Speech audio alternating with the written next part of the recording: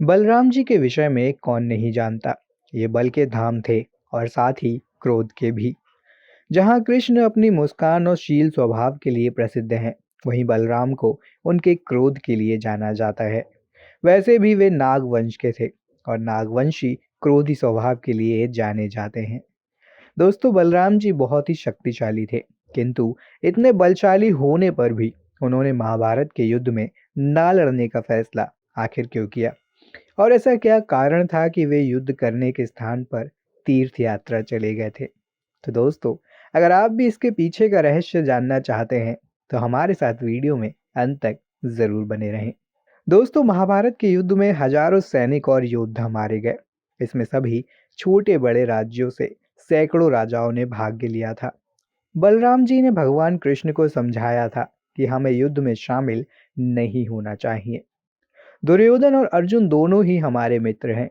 ऐसे धर्म संकट के समय दोनों का पक्ष ना लेना उचित होगा। इस धर्म संकट का कृष्ण ने हल निकाल लिया। उन्होंने दुर्योधन को उनमें और सेना में एक चुनने का मौका दिया, तो दुर्योधन ने कृष्ण की सेना चुन ली। बलराम जी तब भी श्री कृष्ण के युद्ध में शामिल होने का विरोध करते रहे। अंत में कौरवों के साथ श्री कृष्ण की नारायणी सेना सहित 11 अक्षौहिणी सेना थी।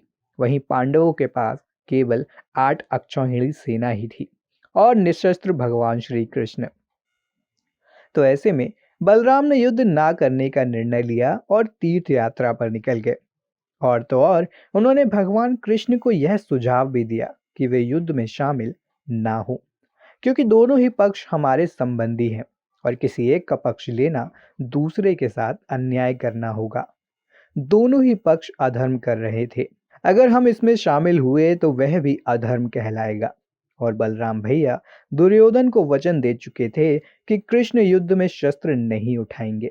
इसलिए भगवान कृष्ण ने उनके वचन का मान रखते हुए युद्ध में बिना शस्त्र के भाग लिया और अर्जुन के सारथी बन गए। भगवान कृष्ण ने बलराम को भी समझा दिया कि धर्म स्थापना के लिए युद्ध का होना बहुत जरूरी है। और रही बात संबंधों की, तो एक पक्ष सेना को चुने और एक पक्ष मुझे चुन ले। जब दुर्योधन को यह पता चला कि कृष्ण भगवान युद्ध में शस्त्र नहीं उठाएंगे, तो दुर्योधन ने सेना का ही चुनाव किया। लेकिन भगवान कृष्ण ने निशस्त्र ही पांडव सेना को विजय दिलवा दी। इस प्रकार उन्होंने बलराम के वचन का मान रखा और युद्ध भी पूरा किया। दोस्तों, जहां प्रश्न धर्म का होता था, भगवान कृष्ण वहां खड़े हो जाते थे, चाहे उनके सामने उनके अपने ही क्यों ना हो। हम आपको बताना चाहेंगे कि ग्रंथों में एक घटना का और वर्णन मिलता है, जिसमें कि युद्ध से एक दिन पूर्व बलराम जी पांडवों की छावनी में पहुंचे और उन्हें देख पांडव पक्ष में सभी लोग काफी प्रसन्न हुए और सभी पांडवों ने उनका स्वागत किया और सबका अभिवादन स्वीकार करते हुए बलराम युधिष्ठिर जी के पास बैठे।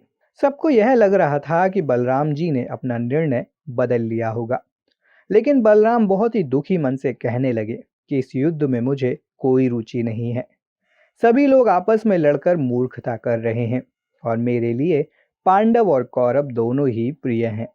इसलिए मैं युद्ध में भाग नहीं लूंगा, नहीं तो यह अन्याय होगा।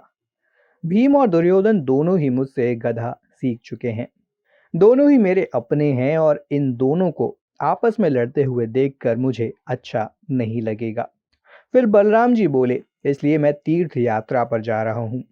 यह कहकर बलराम ने सबसे विदा ली और तीर्थ यात्रा पर निकल गए। मित्रों, यही कारण था कि जिसकी वजह से बलराम जी ने महाभारत के युद्ध में हिस्सा नहीं लिया था। इसी तरह दोस्तों, बलराम जी से जुड़ी हुई एक और कथा हमें देखने को मिलती है। बलराम जी जब तीर्थ से लौटते हैं, तब महाभारत का युद्ध आखिरी चरण में था। भीम और दुर्योधन के बीच युद्ध हो रहा था। भीम ने श्री कृष्ण के इशारे पर दुर्योधन की जंघा पर गदा से वार किया और गांधारी पुत्र वहीं गिर गए। यह देखकर बलराम क्रोधित हो गए और भीम को सजा देने की बात करने लगे। श्री कृष्ण ने तब बीच बचाव किया और बड़े बलराम को याद दिलाया कि धर्म और अधर्म के बीच जब युद्ध लड़ा जा रहा था, तब उन्होंने समय की चुनौती को स्वीकार नहीं किया था और तीर्थ यात्रा पर निकल गए थे। ऐसे में आखिरी चरण में वापस आकर उनका इस युद्ध के नतीजों को इस तरह प्रभावित करना ठीक नहीं है, कृष्ण की इन्हीं बात से बलराम अत्यंत क्रोधित भी हुए थे, किंतु कृष्ण ने उन्हें अपने तर्क वितर्क से शांत कर दिया था। तो मित्रों, अब तो आप समझ ही गए होंगे कि महाभारत के युद्ध में बलराम जी ने भाग क्यों नहीं लिया था। आपकी इस वीडियो पर क्या राय है और वीडियो आपको कैसा लगा, हमें कमेंट सेक्शन में कमेंट करके ज़रूर बताएं। वीडियो पसंद आया हो तो लाइक करें और अपने साथियों के साथ और परिवारजनों के साथ ज़्यादा से ज़्यादा शेयर करें। वीडियो में अंत तक जुड़े रहने के लिए आप सभी का धन्यवाद।